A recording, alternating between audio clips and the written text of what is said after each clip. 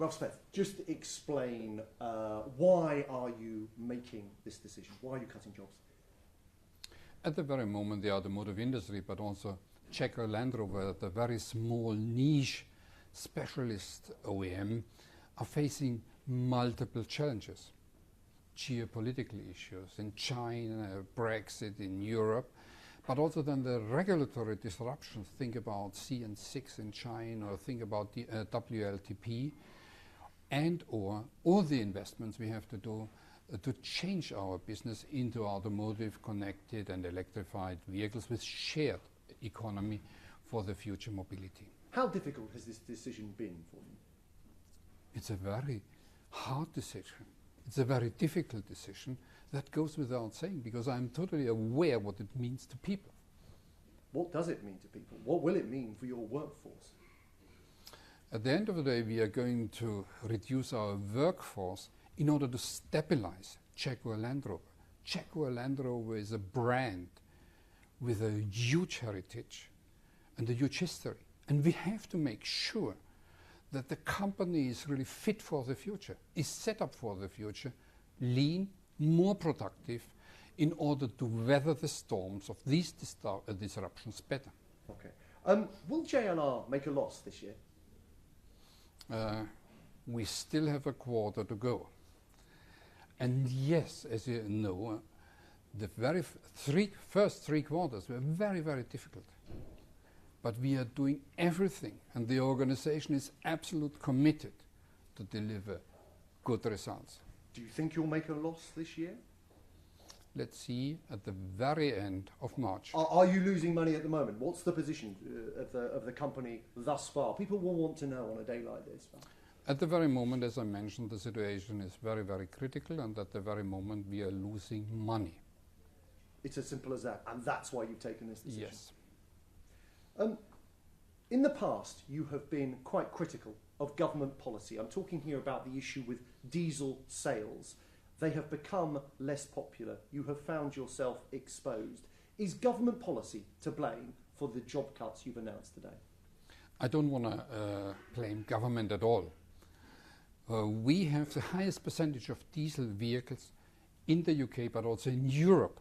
And the discussion about Dieselgate, but also the discussion about diesel taxes, quite clear, results in an uncertainty of the customer and in an uncertainty of the demand. Demand goes down. We are hit most. Is the public perception, how would you characterise the public perception of diesel engines, and is it accurate? The perception is, from my point of view, a very populistic one. And I hope that we can come back to scientific facts and figures. A modern diesel is a very, very good driveline. A modern diesel is a huge advantage in terms of CO2. It's around 20 to 30% better, but also in terms of NOx and particles. It's on a similar level to a comparable petrol engine. So it's a very attractive engine. And for a good car. And yet it's becoming less and less popular. 70% of the cars that you built last year had diesel engines. Do you accept you've been too slow to move away to other forms of technology? No, because at the end of the day you also see that the overall market decreased. In the UK by 7%. We are flexible from a manufacturing point of view. I can produce petrol engines, but also diesel engines, up to a certain degree flexible. But the overall demand is going down. And therefore, we are not just too slow. In contrary, we are the very first company which has introduced into the market the very first premium battery electric SUV. Okay, the I-Pace. But you launched your first fully electric car last year. BMW launched theirs 3 years earlier. You've been slower than your rivals. Yes, but we have a totally different technology, a higher technology, with a lot of patents on it. In the engine, in the drivetrain, but also in the assembly of the battery. So you said the technology is better? The technology is better, but the range is been better. Slow. No, in contrary, we are the very, very first one who have introduced such a vehicle in the market. And by the way, that's the reason why we win a lot of awards. I-Pace has won more than 30 awards already. And by the way, Green Car of the Year in China, but also Car of the Year in Germany. Is it not great? Okay. You're investing in electric drive and in battery assembly here in Britain. Will you build the next generation of electric cars here in Britain? As you know, we have all our facility to engineer, to design in the UK.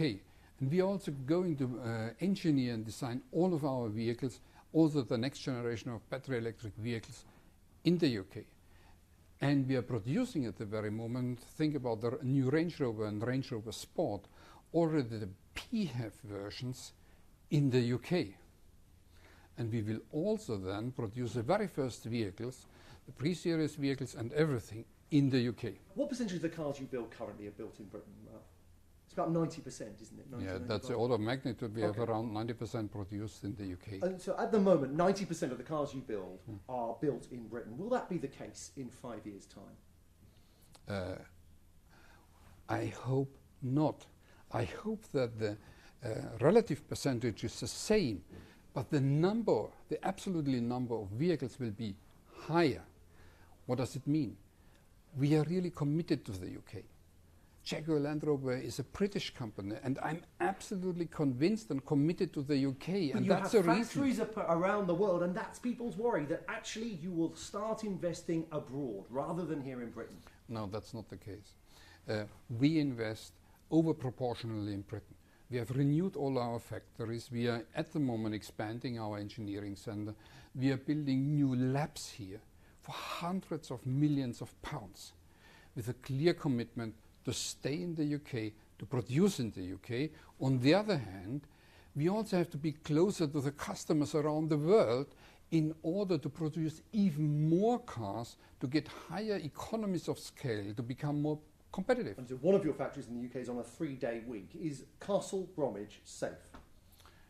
At the very moment, depending on the demand of the customers, Castle Bromwich is on indeed a 3-day workload. But we don't make any announcement to close the plant. The unions are worried Castle Bromwich will close. Can you guarantee it will remain open? Nobody knows the future of the economy. Nobody knows what is going on around the world. As you know, we are facing at the moment these geopolitical issues, these disruptions also in the regulatory world. And therefore, if I were able to predict the future, I could give you a better answer. I'm going to end, Ralf, on Brexit because I want just to restate the position that the company is. You have said previously that if Britain were to crash out of the European Union at the end of March, it would lead to further job losses and actually a factory closure at Jaguar Land Rover. Is that still the case? I totally respect the democratic process, to say it right from the beginning. But I also can give you the neutral statement. Jaguar Land Rover, we are producing around about 3,000 vehicles a day in the UK and even more engine. And there you see the international approach makes sense. We produce even more engines for the plants around the world here. That means I need 25 million parts per day. Now I can stockpile maybe for 1 or 2 days more. But then there's no choice to do more. That means if I don't have the right parts at the right time, at the right place, in a kind of very, very speedy logistics system, I cannot produce vehicles. And every and each day it costs me in between 80 and 100 million pounds. And the rest is poor mathematics. So to be clear, in the event of hard Brexit, there will be further job losses? At the end of the day, if it comes and we don't have the right parts at the right time, at the right place, then we have a problem and then we are losing a lot of money, and we then not only have job losses, but we have a huge risk keeping the company alive. Right. How likely is a no deal? I don't know. Politicians are closer, government knows more about it. I'm just an engineer. You must be tearing your hair out. Yes, and I know. I have to, by the way, order parts now for the production in April. Now, should I order the parts or not? You've been stockpiling. I only have How long could you keep going in the event of no deal? days. Only days, not weeks, not months. Before production grinds to a halt.